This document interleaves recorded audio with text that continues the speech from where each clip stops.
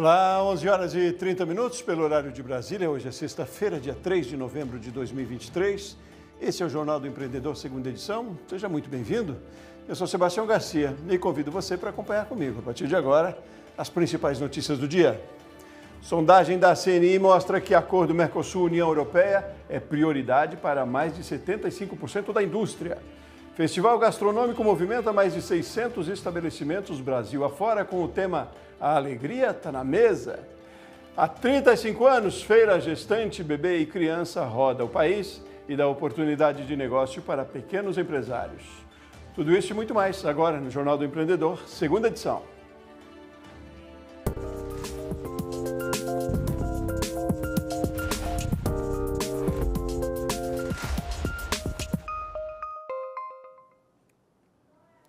Uma consultoria da CNI, a Confederação Nacional da Indústria, com 104 associações empresariais e 222 empresas brasileiras exportadoras, mostra a necessidade de fortalecer a agenda econômica do Mercosul e também com outros países e blocos. Mais de 76% dos entrevistados avaliam que a prioridade deve ser a conclusão do acordo Mercosul-União Europeia. Sobre essa consulta, vamos ouvir a análise de Constança Negri, gerente de comércio e integração da entidade. A consulta aponta 4 principais resultados. Na agenda interna, a dever de casa dos próprios países do bloco, o setor empresarial identificou 2 temas principais. Por um lado, melhorar o fluxo do comércio de bens e, em segundo lugar, colocar em vigor o Acordo de Facilitação de Comércio que foi assinado em 2019, mas ainda não está válido para nenhum dos países. Na agenda externa econômica do bloco, então as relações do Mercosul com terceiros países, o setor empresarial apontou 2 negociações como prioritárias. Em primeiro lugar, com destaque significativo, as negociações Mercosul-União Europeia, com uma porcentagem de mais de 75% de prioridade, e, em segundo lugar, as negociações do Mercosul com o Canadá. A consulta também aponta uma preocupação do ponto de vista do setor empresarial em relação aos mecanismos de participação do setor privado junto ao bloco do Mercosul. Menos de 10% dos respondentes da consulta acreditam que os mecanismos existentes hoje em dia são adequados para permitir uma participação ativa do setor privado. Há mais de 35 anos, a Feira da Gestante, Bebê e Criança roda por várias cidades do país, fazendo a alegria de futuras mamães e dando oportunidade de divulgação para pequenos empreendedores. Veja na reportagem de André Lage. Para muitas mulheres, a gravidez é um momento mágico, mas também de muitas mudanças. Ao passo que uma nova vida vai sendo gerada, o corpo feminino vai tomando outra forma. Há quem encontre beleza no processo. Tô achando tudo lindo, tudo perfeito até o momento. E há quem se depare com desafios. Fora as mudanças do corpo, que é bem diferente, se sente muito inchado, muito cansado. É um momento muito especial. Mas eu quero que acabe logo. Mas uma coisa é indiscutível: as futuras mamães têm cada vez mais opções dentro da moda. E para deixar esse momento ainda mais belo, a Ana Paula empreende com vestuário para grávidas, desde calças até vestidos. Todos com material adequado para deixar a gestante linda e confortável. E nós temos todo aqui para adequar a elas, tanto na leg, na calça jeans, no vestido, na batinha, na calcinha adequada, no sutiã, que a gente atende aqui desde o início até o final da gestação, e o pós-parto também, que é a camisola, é a cinta e o sutiã, tudo adequado para a gestação, tanto agora como depois da gestação. Apesar de ter uma loja física, a Ana Paula também vende em feiras itinerantes, como essa, a Feira da Gestante, Bebê e Criança.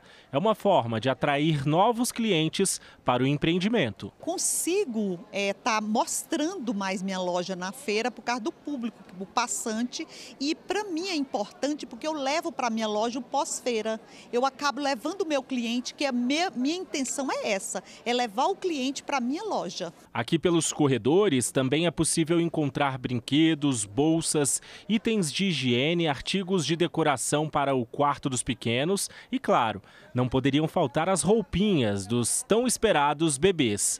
A Mariana é a proprietária da Paixão Pequenina. Ela começou a empreender na área de uma forma inusitada. Foi bem diferente. Eu tinha 2 bebês que eu saía com eles na rua. Eles eram pequenininhos, eu botava com a roupinha igual. E aí eu estava no shopping, as pessoas paravam. Ai, que coisa linda, que bebê lindo, qual é o nome deles? Ai, essa roupa é maravilhosa, onde você comprou? E aí eu falei, começou a me chamar a atenção, eu falei, gente, eu trabalho 8 horas por dia numa empresa, não tenho contato quase com os meus filhos. Eu acho que eu vou empreender, quem sabe montar uma empresa de roupa de bebê, que eu possa tocar e ter alguns funcionários para que eu possa ter mais contato com os meus filhos no dia a dia. E aí comecei a procurar uns eventos de bebê que eu pudesse trazer a minha marca e tentar ver se era rentável, se dava dinheiro, se eu conseguiria viver disso. E aí começou a dar certo, graças a Deus. Moradora do Rio de Janeiro, a empreendedora viaja o país com as mercadorias. Sem um ponto de venda fixo, ela aposta no e-commerce. No entanto, a maior parte do faturamento vem das feiras. Com a chegada da pandemia, a gente teve que se reinventar. Foi muito difícil, então eu comecei a pegar forte na internet, vendi bastante. Eu comecei a vender, inclusive, mais do que eu vendia nas feiras, porque o povo passou a não poder mais viajar para os Estados Unidos, a minha roupa era importada. Então eu vendi bastante. E aí quando a gente voltou, teve uma queda. Por quê? Porque abriu o mercado e as pessoas começaram a viajar de novo. Mas mesmo assim vale a pena, sabe? A gente viaja o Brasil inteiro. Graças a Deus a gente tem um êxito muito bom, tem um sucesso. E a gente leva para cada estado um pouco do nosso gosto, um pouco daquilo que a gente acredita ser bacana para os bebês. Apesar de contar com roupas importadas no portfólio, a Mariana está migrando para as marcas nacionais.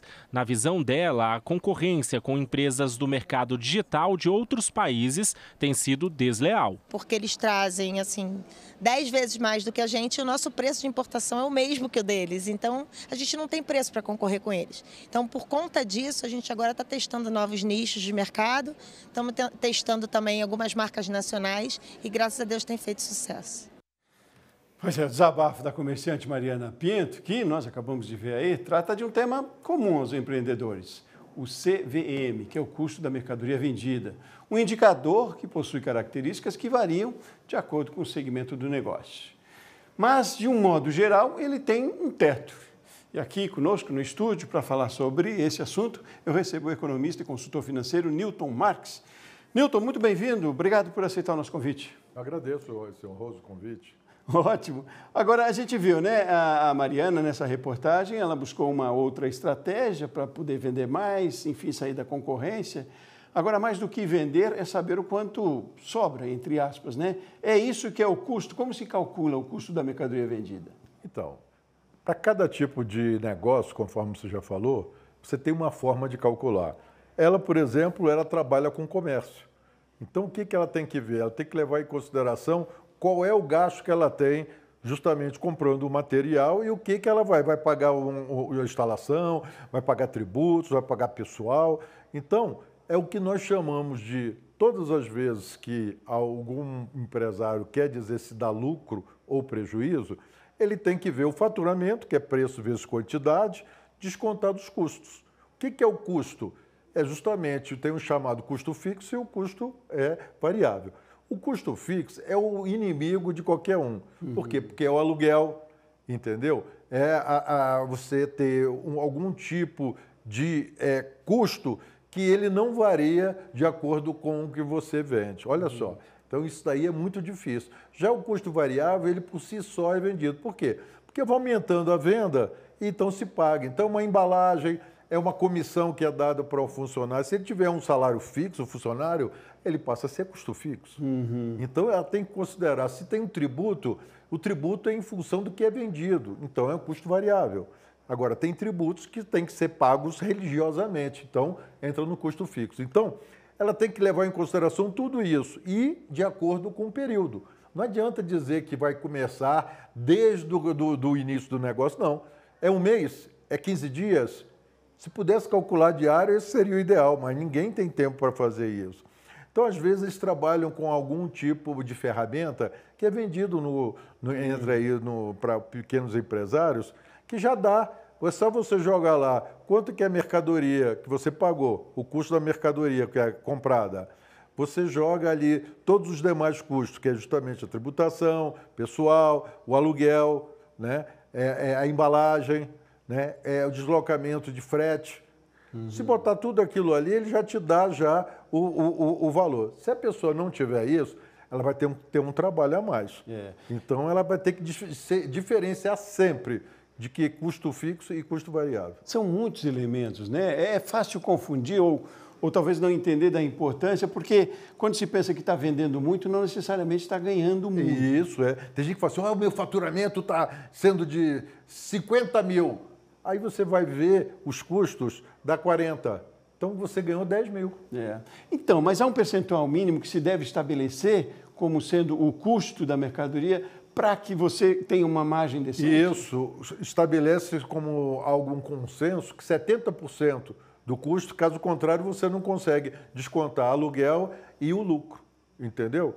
Então, normalmente, o custo da mercadoria vendida tem que ser com base em 70% do valor do custo, entendeu? Agora, num negócio como esse da Mariana, por exemplo, ela trabalha com roupas de bebês, é possível compensar o custo de numa outra mercadoria? Tipo, eu ganho uma margem menor, enfim, na mamadeira que vendo e ganho uma margem melhor na roupa. Isso funciona? Sim, por isso que o olhar do empresário é importante, porque ele sabe o que tem maior saída, que a gente chama de maior liquidez, que é mais... Então, se ele quiser trabalhar com esse que sai mais, com a margem menor, por quê? Porque todo empresário, você chega para o empresário e fala, o negócio está bom? O cara faz assim. Por que ele faz isso? Se tiver bom, aí atrai concorrentes. Se disser que é ruim, afasta o comprador. Porque como é que está o negócio ruim? Então, você pode notar que todo empresário fala assim, ninguém fala, está bombando, e também diz que está muito ruim. Então, o que acontece? Se ele tem uma margem de lucro menor naquele que vende mais, ele vai fazer o quê? O faturamento aumenta. Você entendeu? Então, ele tem que ter o olhar do negócio para saber o que vende mais. Às vezes eu conversava com pessoas, por exemplo, que eu dava consultoria de supermercado. Aí é difícil demais você calcular. Mas eu falei, o que dava mais saída? Aí ele falou assim, arroz, feijão, macarrão, açúcar, entendeu? Então isso daí já dá 60% do faturamento. Então, opa, então olha para isso. Os outros você pode deixar uma margem né, de acordo com o que você acha que deve ser. Agora, não dá para apostar um modelo de negócio todo num modelo só, né? Eu digo isso trazendo como exemplo para cá, o que a gente viu pouco tempo atrás, as lojas de R$ 1,99, por exemplo, que ganhava era no volume, né? Mas certamente margem pequena. Mas é um risco grande, não? Mas sempre ele tem uma forma de atrair. Você já notou que você entra no supermercado e as coisas mais interessantes para te atrair? Você fala assim, não, eu vou comprar uma outra coisa. Não, você acaba comprando eletrodoméstico. Você está em promoção, sempre tem uma promoção. Então, os supermercados, eles têm uma forma de atrair esse comprador, entendeu? Então, por isso é que tem que ter cuidado que, da mesma forma que você é atraído, outros vão ser atraídos pelo seu negócio. É estratégia, então, né? É bem em cima de estratégia.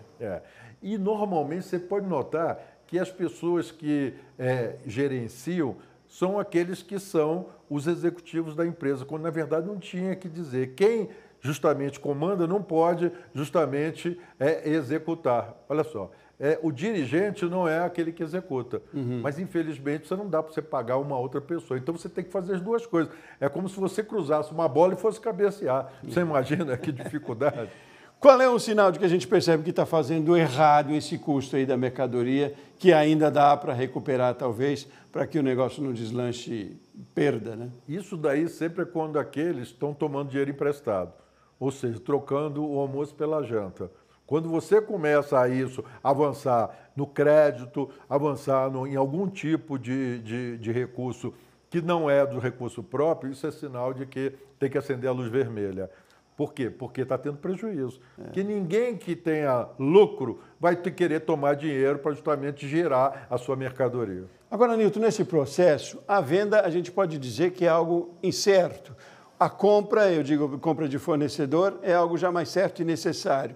Trabalhar o custo ou o ganho da sua rentabilidade já na compra, numa boa negociação com o fornecedor, é um caminho?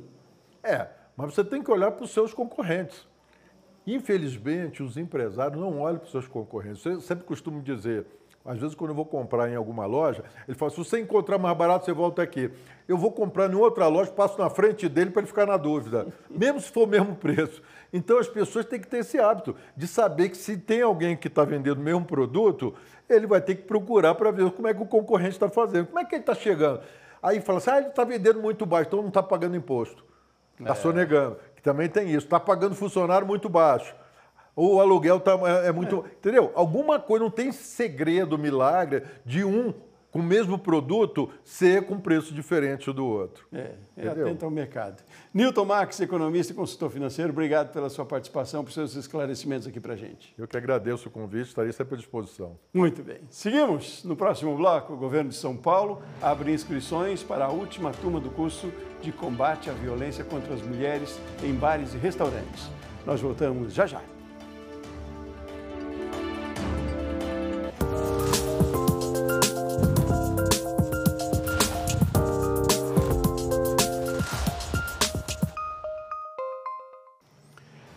Horas e 47 minutos agora pelo horário de Brasília. Seguimos com o Jornal do Empreendedor, segunda edição. Olha, o governo de São Paulo abriu inscrições para a última turma do curso de combate à violência contra mulheres, que segue o protocolo Não Se Cale. Ele é gratuito e obrigatório para quem trabalha em bares, restaurantes, casas de eventos, espetáculos e similares no estado de São Paulo. O preenchimento do formulário é individual e a capacitação só é válida com o certificado emitido pela Secretaria Estadual de Políticas para a Mulher. As aulas serão em janeiro e o curso é online. A 17ª edição do festival Bar em Bar, promovido pela Brasel, a Associação Brasileira de Bares e Restaurantes, está passando por 15 estados e pelo Distrito Federal, com mais de 600 estabelecimentos. Este ano, o tema é A Alegria Está na Mesa. Em Brasília, as ofertas podem ser encontradas em 40 casas. Uma iniciativa para atrair mais clientes.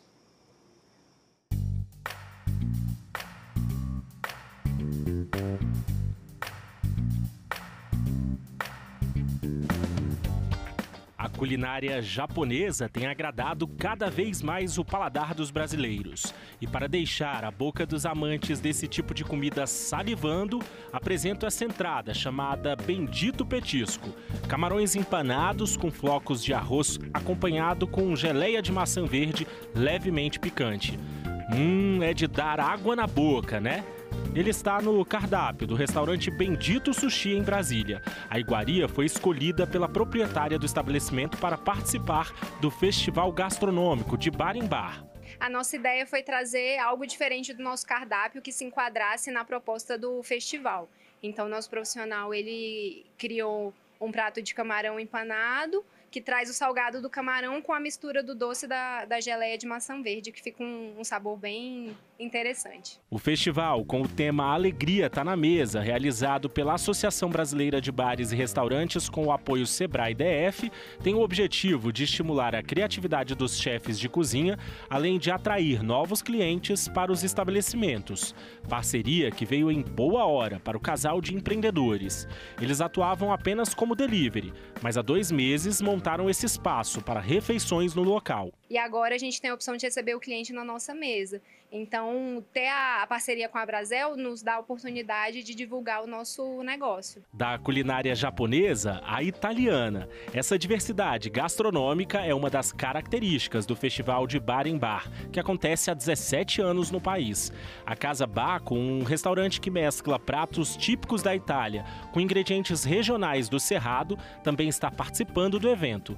O petisco escolhido para o circuito foi o Ninho de Sol. A escolha da iguaria veio do chefe de cozinha. Conta aí, Marco Antônio, como é preparada essa delícia? Então, André, a gente pegou nosso tartar de carne de sol, que já é um preparo da casa, e transformamos ele numa entradinha, né, num bocadinho para compor esse prato que a gente fez para o festival. Então, o que a gente fez? A gente pegou o tartar de carne de sol, a gente tempera ele com tucupi, pique de cebola roxa, coentro, ingredientes bem brasileiros, né?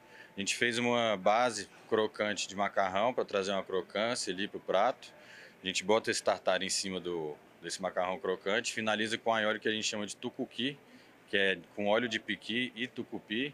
Finalizamos ali com a folhinha de coentro, É uma entradinha muito boa para acompanhar nosso chopp, vinho. Apesar de estar no mercado há mais de 20 anos, o gerente da Casa Baco conta que participar de festivais como esses é uma ótima oportunidade para alavancar o faturamento. A casa espera um aumento no número de clientes de mais de 10% durante o período do festival. Além do aumento do faturamento, ainda difunde nosso produto, né? E a nossa casa em si, né? Ao todo, são 40 estabelecimentos, entre bares e restaurantes participantes do Festival Gastronômico de Bar em Bar, aqui no Distrito Federal. Os petiscos criados pelos chefes de cozinha variam entre R$ 39, R$ 49 e R$ 59 reais.